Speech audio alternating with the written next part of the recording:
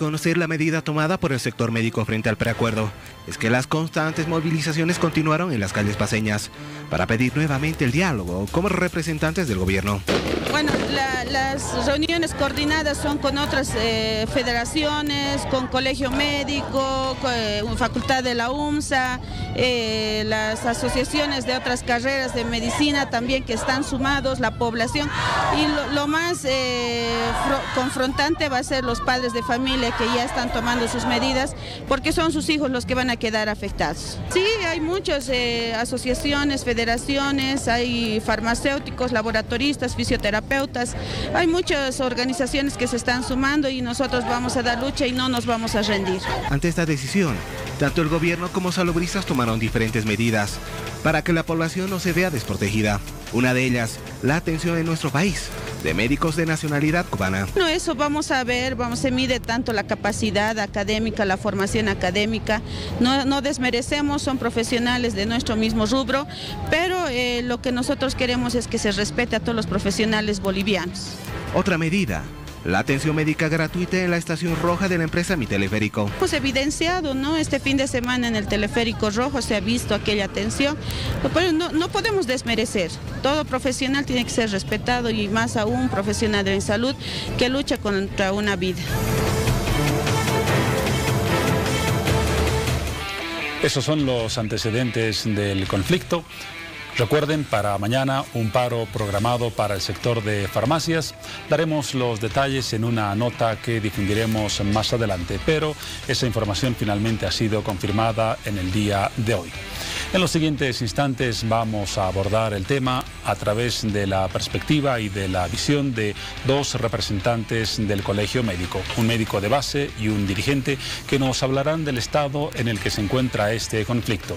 Un estado que, desde luego, no es el que espera la población, porque existe ya una huelga que dura 26 días, los servicios de salud están suspendidos, el diálogo está en punto muerto y prácticamente no existen posibilidades, por lo menos inmediatas, para una solución al conflicto. Recordábamos al principio de este programa cuáles eran las condiciones en las que se encuentra este panorama. Condiciones que han sido definidas primero por el presidente del Estado, que anunció que un diálogo solo sería posible si se levantan las medidas de presión, mientras los médicos insisten en que la salida al conflicto debe pasar necesariamente por la negociación de una norma que ya está aprobada, el Código Penal, además de la creación de la Autoridad de Supervisión del Sistema de Salud. El panorama de esta jornada. Vamos a hablar con dos invitados. Primero doy la bienvenida al doctor Luis Barriga. Buenas noches, doctor. Buenas noches. Dirigente del Colegio Médico Departamental. Sí, además vicepresidente de la Sociedad Boliviana de Ginecología y Obstetricia. Muy bien. Y al doctor Maldonado. Johan Maldonado, médico de base, miembro de la Sociedad Boliviana de Anestesiología. Buenas noches y bienvenido. Buenas noches, gracias. Vamos a tratar de dar una nueva perspectiva al tema del conflicto médico, porque en las últimas semanas hemos abundado sobre las características del polémico artículo 205, sobre las consecuencias de la creación de la Autoridad de Supervisión del Sistema de Salud, pero trataremos de involucrarnos en los posibles problemas que generan ambas normas en la práctica médica y desde luego en el tratamiento a los pacientes. En principio, doctor Barriga, decíamos punto muerto en el conflicto. ¿Alguna perspectiva de entendimiento con las autoridades en las próximas horas, o estamos tal como comenzamos el día y como estamos a punto de concluir la jornada? Bueno, pues Juan José, lamentablemente el gobierno no da su brazo a torcer. Nosotros hemos pedido una audiencia directamente con el presidente de la República. Pensamos que él es el indicado para dar solución a este problema, que lastimosamente, en vez de poner presupuesto, dinero para mejorar la salud con equipamiento, infraestructura y recursos humanos, el gobierno lo único que ha hecho es criminalizar a los profesionales en salud y con esto obviamente empeorar la salud, porque la salud se va a encarecer más. En segundo lugar, la ministra, que ha dicho claramente que quiere una tregua solidaria, una tregua humanitaria, pues vemos realmente la verdadera cara cuando esta mañana nos dice que ya no quiere negociar nada. Supuestamente teníamos que empezar de este punto cero. Y bueno, pues el llamado es de todos los profesionales en salud a las autoridades que, bueno, lamentablemente como ellos no están en el día a día de practicar y dar salud a la población, pues entendemos que no comprenden que la verdadera solución está en otros aspectos y no criminalizar la salud. Sí, esa es la posición del gobierno, usted la ha definido y la hemos anunciado al principio de esta entrega informativa. ¿En qué están dispuestos a ceder los médicos? Se supone que en un diálogo ambas partes deben flexibilizar de alguna manera sus posiciones. ¿Cuál sería la flexibilización de parte del sector médico para comenzar un diálogo que permita la suspensión de estas medidas de presión y a su vez una posible solución al conflicto? Indudablemente, con relación en primer lugar al artículo 205, pues que no se nos dé una triple sanción como si fuéramos peores que un asesino, ¿no? Tú sabes bien que lastimosamente este artículo 205 influye no solamente en el resarcimiento económico, en la cárcel, y también influye en un aspecto que de todas maneras es totalmente negativo para nosotros, que es quitarnos el título, ¿no? Y las personas que solamente hemos estudiado, aprobada, pues, ¿verdad? ¿Perdón? Ya estamos hablando de una norma aprobada, el Código de Procedimiento Penal. Sin embargo, nosotros consideramos que existen los mecanismos para cambiar esta norma. Sabemos que el término correcto para el artículo 205 es la derogación, y obviamente dar paso a una nueva a un nuevo artículo, y más que todo también hablar de una ley general de salud, que pensamos que esa es una de las soluciones verdaderas, que obviamente tiene que tocar no solamente el tópico de una pena de cárcel para los profesionales en salud, sino más allá, solucionar los problemas estructurales de la salud. Esa podría ser una vía de salidas. Esta mañana el presidente del Colegio Médico de Bolivia planteaba algo más claro. Decía, comencemos a negociar la Ley General de Salud que incluya lo que se establece en el Código de Procedimiento Penal. ¿Sería esa la opción? Indudablemente, ¿no? No aplicar el artículo 205 hasta que exista una ley general de salud que obviamente dé paso a una verdadera aplicación en el caso de obviamente de la práctica de todos los profesionales en salud, porque hoy en día la salud no solamente es de los médicos, sino absolutamente pues es un trabajo multidisciplinario. Y con relación al decreto 3385, bueno, pues pedirle a la ministra que, aprovechando que vienen estas fiestas, igual al presidente del Estado plurinacional, que vienen estas fiestas de fin de año, viene la Navidad, bueno, pues que ellos se sensibilicen y demuestren realmente que ellos quieren dialogar. Pero el gobierno ya ha insistido en que no va a aceptar un diálogo mientras el sector médico no levante las medidas de presión. Bueno, es que tienen que comprender que lastimosamente ya hemos sido engañados 2 veces anteriormente y no estamos dispuestos a ser engañados una vez más. Nosotros, el sector de salud está más firme que nunca, y es más, existen muchos otros sectores, no solamente los maestros, familiares, etcétera, que se están acoplando a esta lucha, porque es una lucha totalmente legítima y justa para toda la población, porque la población, en primer lugar, para poder trabajar adecuadamente, requiere salud.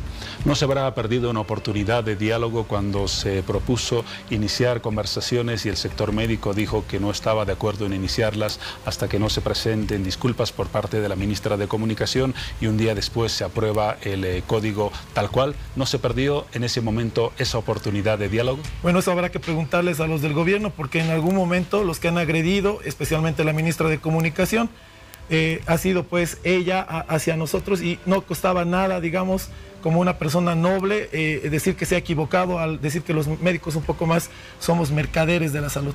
Pero le pregunto a usted, ¿usted no cree que se perdió esa oportunidad? Bueno, Juan José, hay que mirar hacia adelante. Juan Pablo, perdón.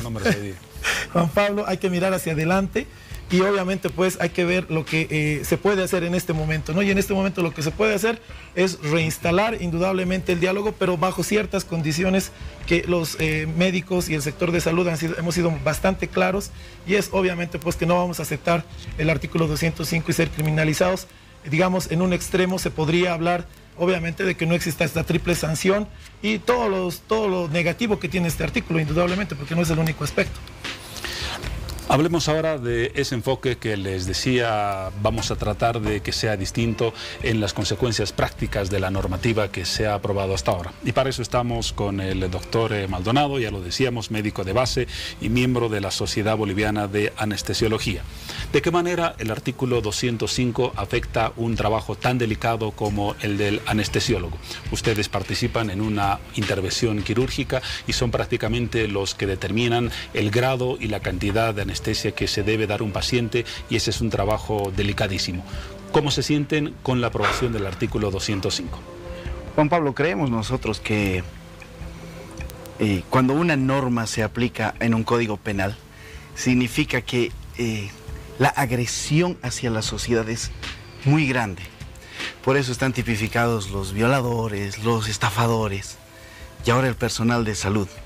Como si lo que hiciéramos nosotros fuera una violación y una agresión tremenda hacia la sociedad, sin tomar en cuenta el beneficio que nosotros llevamos a la sociedad día a día. El gran problema del artículo 205 es que está rompiendo la base fundamental de la relación médico-paciente. La relación médico-paciente es una relación de confianza, donde el paciente deposita la confianza en la conciencia del médico. El paciente es un ser vulnerable que lo que quiere es que se le cure o por lo menos que se le alivie el dolor. Entonces, debe haber una confianza del paciente hacia el médico y del médico hacia el paciente. Cualquier instancia que vaya a corromper esta relación, llámese presiones externas, agresiones del paciente al médico o del médico al paciente, lo único que generan es que esta relación se rompa, ¿ya?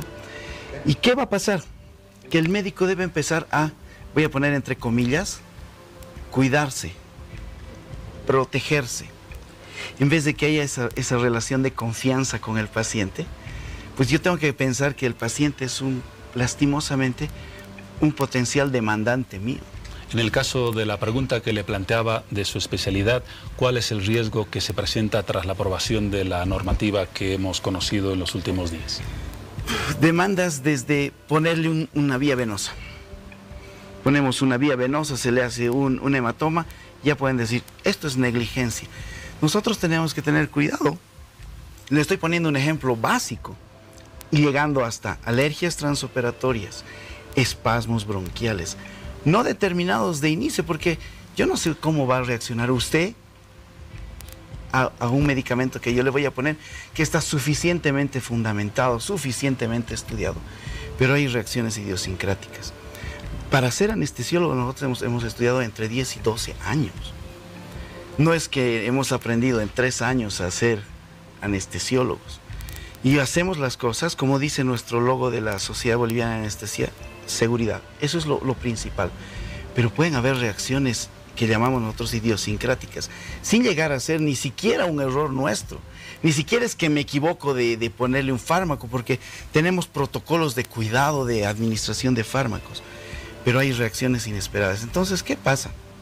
Si yo tengo un paciente que tengo que operar, y hasta ahora entraba con un consentimiento informado, yo le informaba los riesgos de la anestesia, pero también los beneficios. Al paciente y a la familia. Al paciente y a la familia. Y bueno, entrábamos a operar. Ahora resulta que si yo voy a encontrar lastimosamente algún dato que me pueda llamar más la atención, voy a tener que empezar a hacer una medicina de defensa y voy a empezar a pedir más interconsultas. Que lo vea el inmunólogo, que lo vea a un paciente joven, que lo vea el cardiólogo, tiene una presión ligeramente alta, pero yo no sé al final qué va a pasar en el transoperatorio, en el postoperatorio. Y además de lo que suceda después, me imagino que este conjunto de procedimientos adicionales o complementarios implicarán un costo mayor. Exactamente. Entonces, ¿qué va a pasar? La medicina se va a hacer muy cara. Y no es porque yo quiera pedir sino que lastimosamente nos tenemos que entrar a los protocolos. En Estados Unidos la medicina lastimosamente es absolutamente defensiva.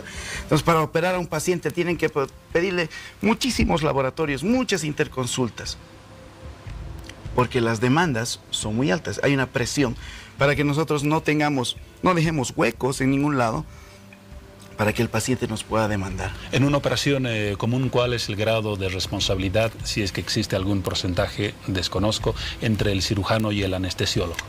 Cada uno yo creo que cada uno lleva el 100% de responsabilidad en su área. El cirujano en el área quirúrgica, el neurocirujano en el cerebro, el cirujano cardíaco en el corazón y el anestesiólogo en mantener vivo a ese paciente, evitar que reaccione desfavorablemente ante la agresión quirúrgica, cuidarlo y protegerlo. O sea, nuestra función más que nada es cuidar al paciente durante la cirugía, que no sienta dolor, que esté dormido o que tenga el lugar para ser anestesiado completamente sin dolor, sin sensibilidad.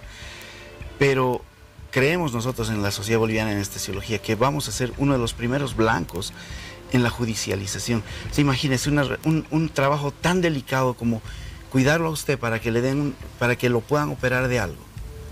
Pero que si hay, no voy a decir ni siquiera errores, que realmente son muy bajos en porcentaje. Los porcentajes de error o de fallas o negligencia, como le dicen, es bajísimo. Pero vamos a empezar a ser sometidos a chantajes, a extorsiones, ser juzgados por jueces que no tienen un conocimiento cabal de lo que significa entrar y trabajar sobre el sistema nervioso de un paciente.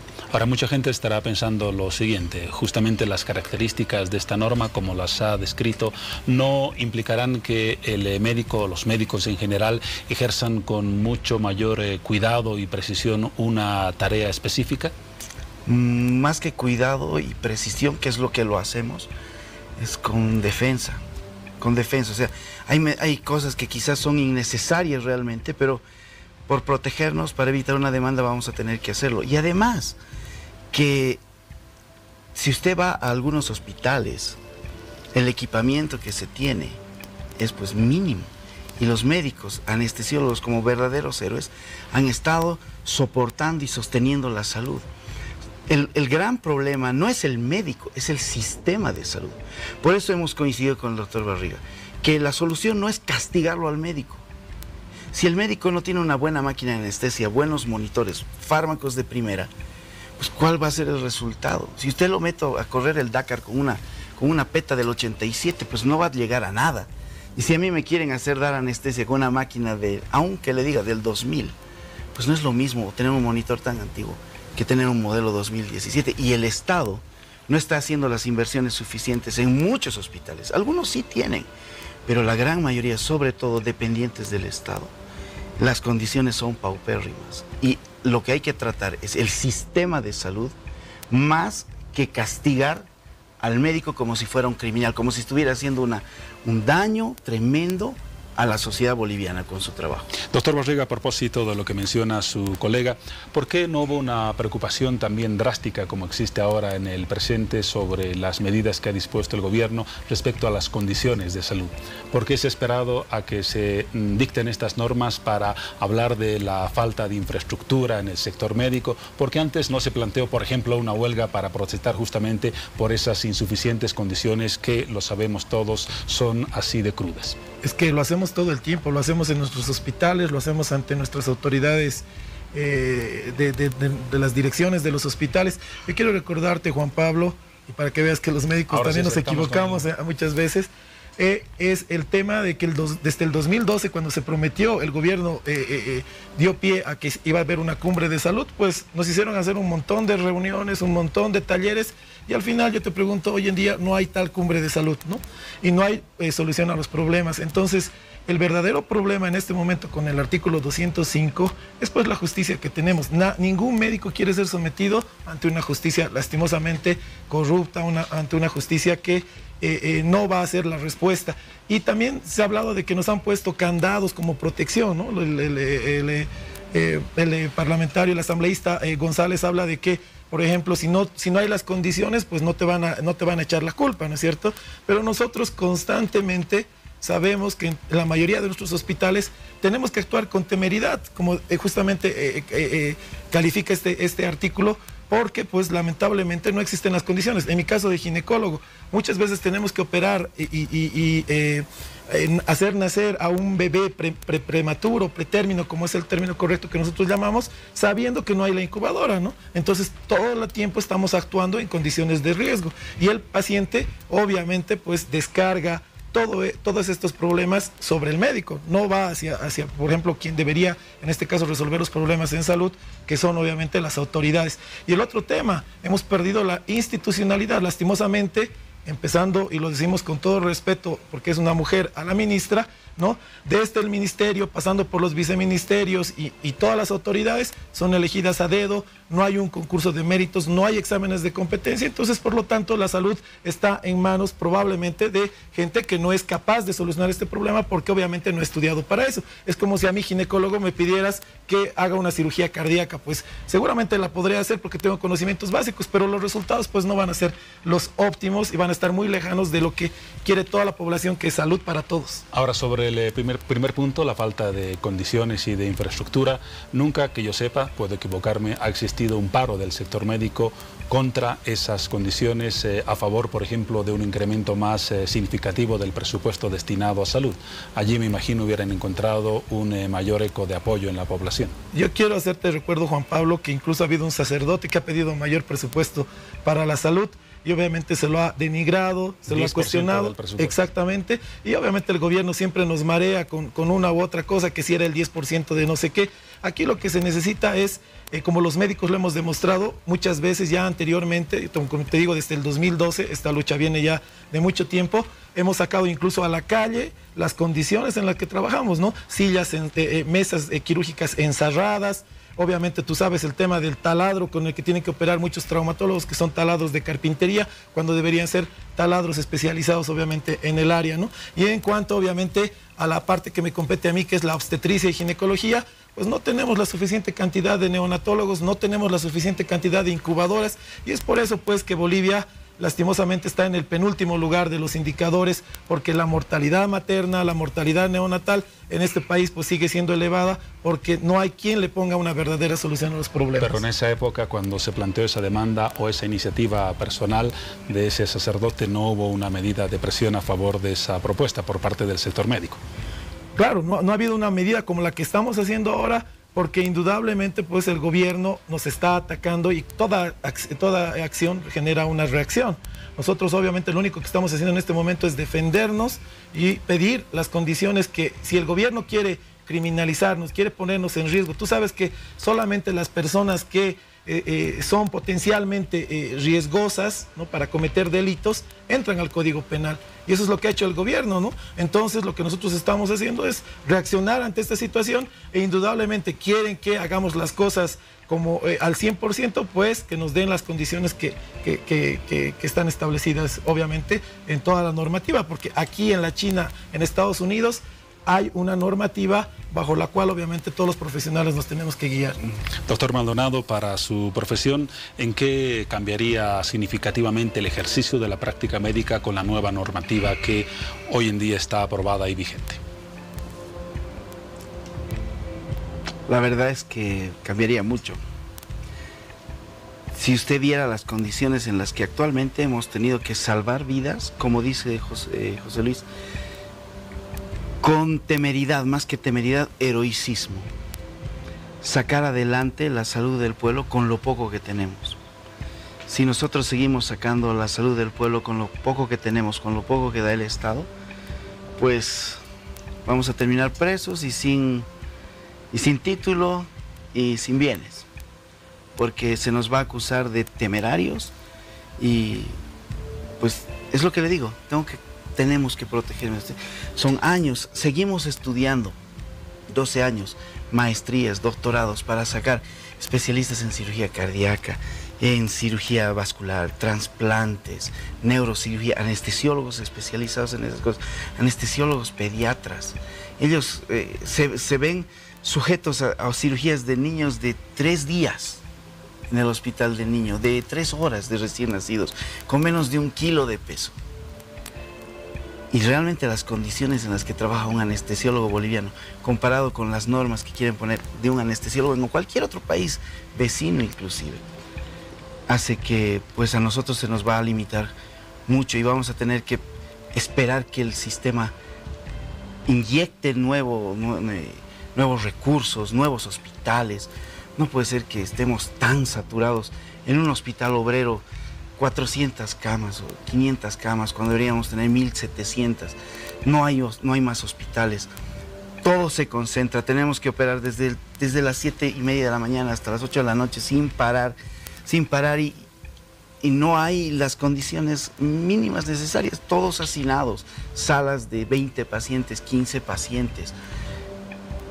mientras más se nos concentre el trabajo de esa forma, bajo presión y encima pensando, ojalá que no me pase nada en esta anestesia porque si no voy a ir a la cárcel, si no soy un criminal.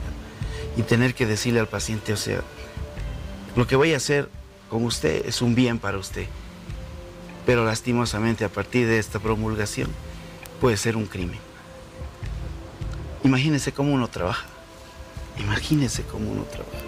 Condiciones complicadas para el sector de la salud. Quizás sea ese el tema de fondo que hemos perdido de vista en estos 26 días de conflicto. Agradecemos sus reflexiones. Lo noto algo desalentado. ¿Será por el curso del conflicto? Más que desalentado, estar en reuniones permanentes desde las 8 de la mañana, parte de la tarde, estamos saliendo de una asamblea en la noche, y la verdad es que 26 días de paro, pues cansan. Yo no he estudiado para estar en la cárcel, ninguno de nosotros, en la calle. Ninguno de nosotros ha estudiado para estar aplanando las calles y gritando. Esta es una necesidad de respeto al médico. Estamos luchando por nuestra dignidad. Yo anhelo volver al quirófano y volver a trabajar con los pacientes y hacer lo que amo, a dar anestesia y hacer lo que mis colegas aman, trabajar por la salud.